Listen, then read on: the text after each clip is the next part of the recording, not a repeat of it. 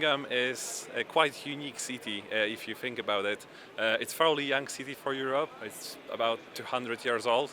So for European timescales, it's fairly young. Birmingham, West Midlands region has been really a very heavy industrial heartland, not only for the UK but for the Europe. This is really where industrial revolution started. The city and the region has been built up around this, and over the last years it became really the fastest growing deep tech and tech sector in the UK, very well known for advanced manufacturing, healthcare, construction. We have 9 very prestigious universities across the region, RTOs such as the MTC, co-hosting the ERF with University of Birmingham, and it's, as I said, very technology embracing and technology heavy region. Price of a lot of development around automotive, so we have a lot of big, very well-known companies like Jaguar Land Rover, BMW or Aston Martin, so it doesn't seem like there's a better place for the ERF to come.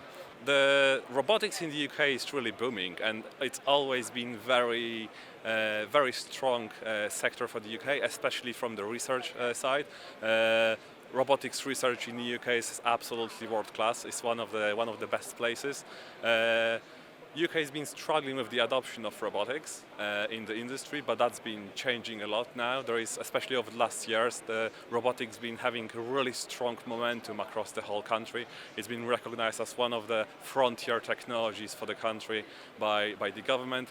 So there is a lot of momentum, and there is really a lot of great work happening also on the startup scene. So you have a lot of companies building up in the hardware space, a lot of companies around Midlands, around London, building around the artificial intelligence, the robotics, or physical AI, whatever the term you want to use. So it is also a perfect timing for bringing ERF to the UK, because as I said, the momentum is quite incredible.